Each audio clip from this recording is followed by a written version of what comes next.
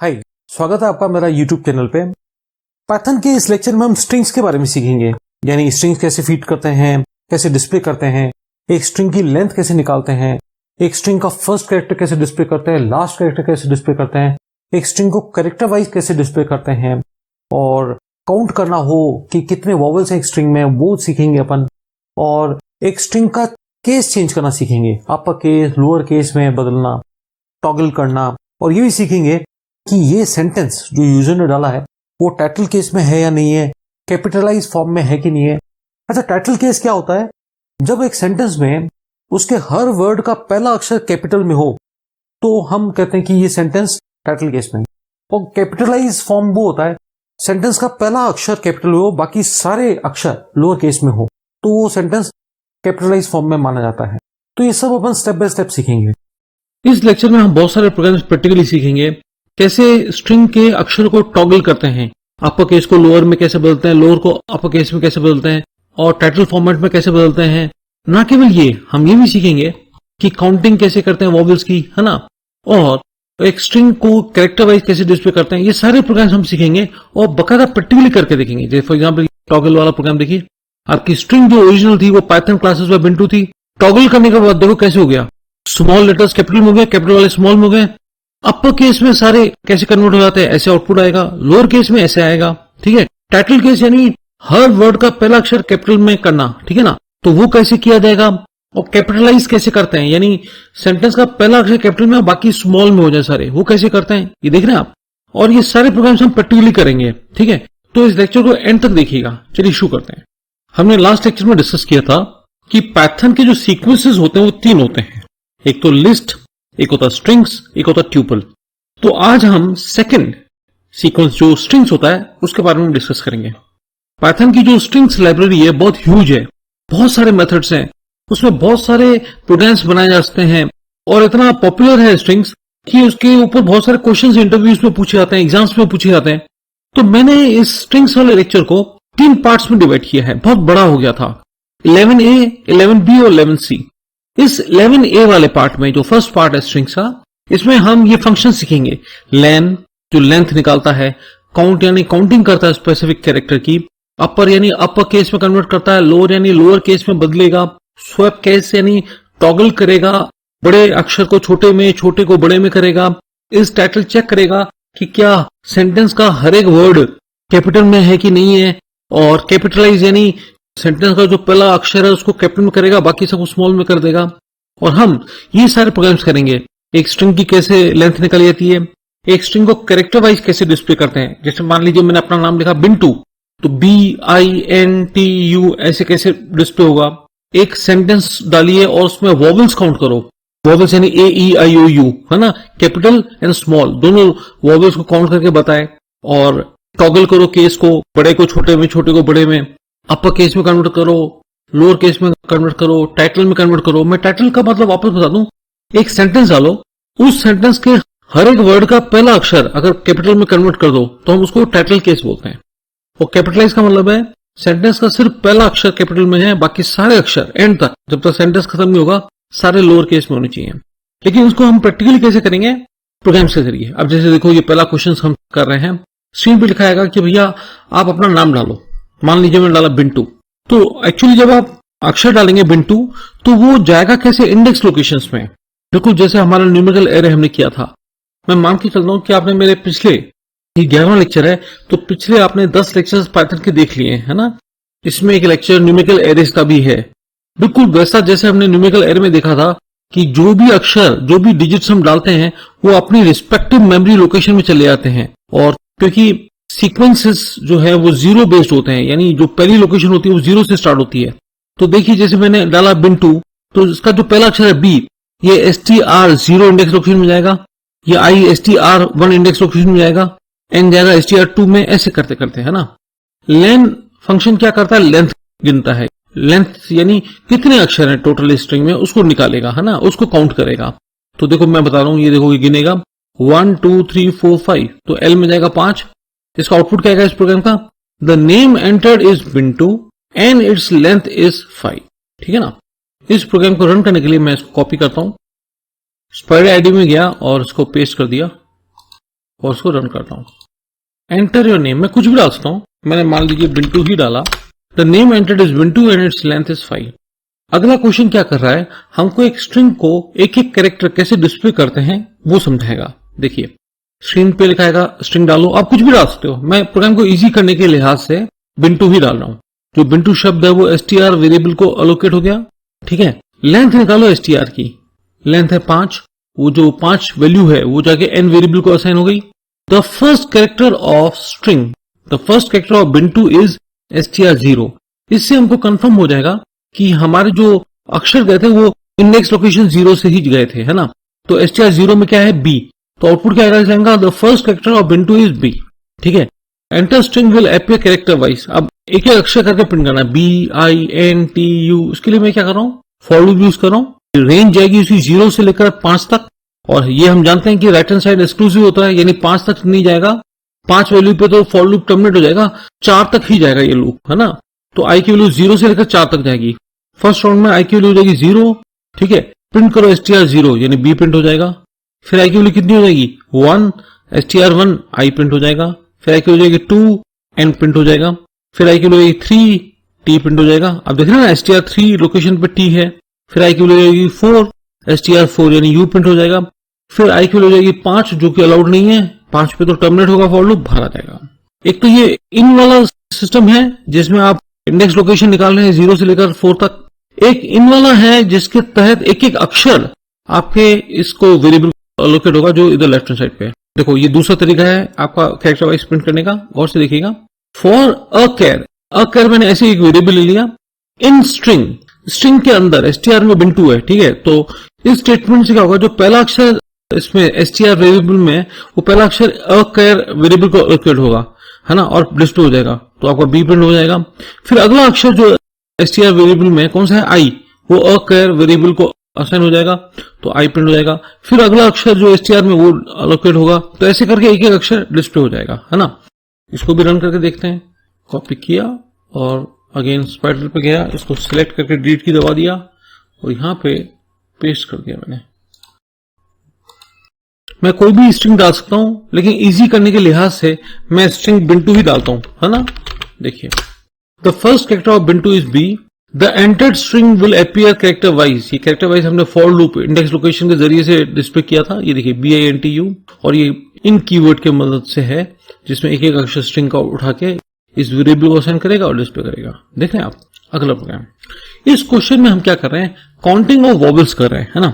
Screen पे लिखा है कि भाई आप सेंटेंस डालो। सेंटेंस कुछ भी होता है, आप कितने भी वर्ड्स लिखते हैं, कितनी भी वाइट स्पेसेस बीच में डाल सकते हैं।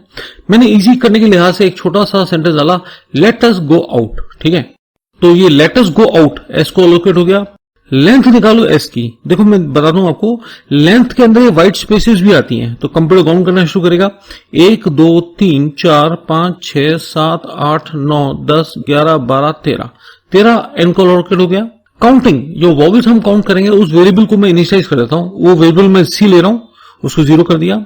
फॉर लूप चलेगा 0 से लेकर 13 तक, और हम जानते हैं ये 13 एक्सक्लूसिव है, यानी 0 से लेकर 12 तक चलेगा।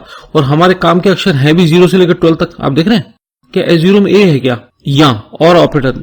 आपको याद होना चाहिए, हमने कुछ लेक्चर्स पहले लॉजिकल ऑपरेटर्स एंड और नॉट सीखे थे, है ना। और का मतलब इस इफ के अंदर एक भी स्टेटमेंट ट्रू होगा तो ये इफ के अंदर वाला ये जो स्टेटमेंट है C प्लस इक्वल टू 1, यानी C की वैल्यू 1 से बढ़ा देगा। ये चेक करा कि S0 में A या कैपिटल A या E या कैपिटल E या I या कैपिटल I या O या कैपिटल O या U या कैपिटल U है क्या। ये है L, तो नहीं जाएगा इफ में। इसके बाद यहाँ पे दिख नहीं रहा, ये यहाँ पे फॉर लूप बढ़ जाएगा। I की वैल्यू हो जाएगी 2, क्या 2 में A E I O U में से कुछ है, बिल्कुल है। तो C की वैल्यू जो 0 थी वो इंक्रीमेंट हो जाएगी, कितनी आएगी 1। फिर I की वैल्यू हो जाएगी 2, 2 में T है, क्या T A E I O U के बराबर होता है, नहीं। इधर इफ में नहीं जाएगा, C की वैल्यू 1 नहीं रहेगी, I की वैल्यू बढ़ जाएगी, I की वैल्यू हो जाएगी 3। S3 में व्हाइट स्पेस है तो ये इफ ब्लॉक रन नहीं होगा। फिर I की वैल्यू बढ़ जाएगी, I की वैल्यू हो जाएगी 4। क्या S4 में A E I O U में से कुछ है क्या, बिल्कुल है। तो आपका C इंक्रीमेंट हो जाएगा, वो 1 था पहले, अब हो जाएगा 2। तो कुल मिला के मेरा कहने वाला है 0 से लेकर 12 तक जाएगा। जिस किसी भी इंडेक्स लोकेशन पे A E I O U upper case या लोअर केस होगा, C की वैल्यू बढ़ जाएगी।